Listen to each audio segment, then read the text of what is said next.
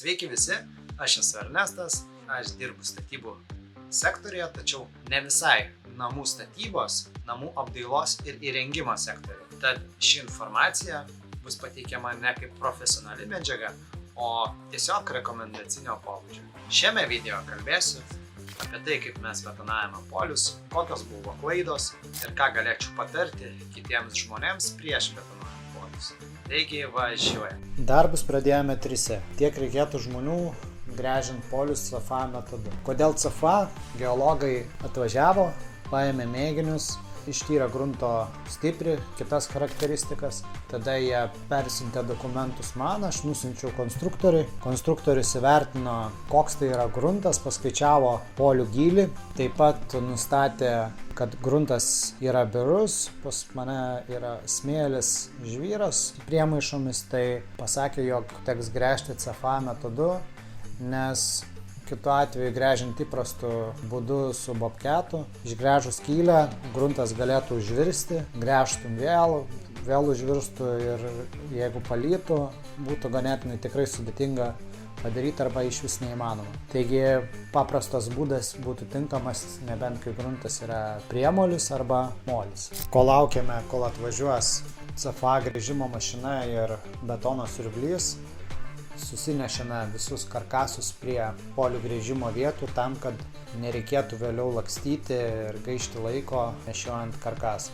Taigi atvažiavo gręžimo įranga, įvažiavo į namo vidų, link namo kampą, bevažiuojant nulaužė keletą kuoliukų netyčia, kuriuos paskui tiesiog atstatėme po visų polių išgręžimo pačioje pabaigoje. Taip CFA mašina nuvažiavo iki namo vidurio, ji pasiekė 9 metrus su strėle ir pradėjo gręžti nuo namo kampų ir tuo tarpu, kol mašina statėsi, atvažiavo ir betonvežis. Pasistačius agregatus į vietą, betonvežis kartu su CFA gręžimo įranga susijungė kartu ir tuomet pradėjome gręžti. Visas procesas atrodė maždaug taip. Ištraukiamas kuoliukas, kuris žymi poliaus centrą, tada arba truputį prakasame su kastuvu duobutę, kad patogiau įsistatytų grąžtas ir tuomet grąžtas pradeda gręžti ir būtų reikalingi 2-3 žmonės, kad atkasinėtų gruntą, kuris yra išgręžiamas skylėje ir numestų į šoną, kam reikalingi 2 ar 3 žmonės, tam, kad visus namo polius išgręžus gavosi daugiau nei 10 kubų grunto, tai ganėtinai varginantis darbas. Toliau išgręžus skylę, grąžtas ištraukinėjamas, tuo pat metu pilama į skylę betonas ir ištraukus grąžtą atnešama armatūra, kišama į betono skylę ir dviese lipama kojomis aukštyn, taip sugrūdamas iki tam tikro reikalingo aukščio. Ir jeigu polių ilgis, tai yra atstumas vienas nuo kito, yra mažiau nei 2 metrai, galima nuo pastarojo polio dėti ant 2 polių armatūros gulšiuką ir nuo paskutinio polių žiūrėti aukštį, kad jis sutaptų. O linija, kad sutaptų ašies ir būtų tiksli, geriausia būtų nuo pirmo kampinio poliaus įsitempti virvę iki sekančio gręžiamojo poliaus kuoliuko ir matuoti paskutinį išgręžtą polių armatūrą. Taip matosi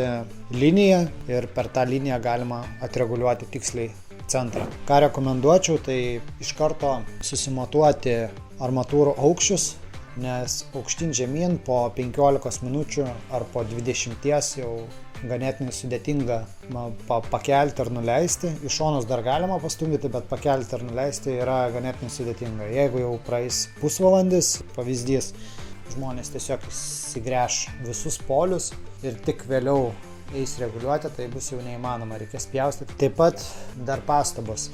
Jeigu gręžiami poliai yra namo viduje ir ten nebus montuojami liktiniai polistirolo kloriniai, geriausia būti, ar jeigu turite pasiimti nivelyrą, jei neturite išsinuomoti ir polių betono aukščius pasidaryti tokiame aukštyje ir visus vadiname kelne išsilyginti pagal tai, kur bus OSB plokštės apačia.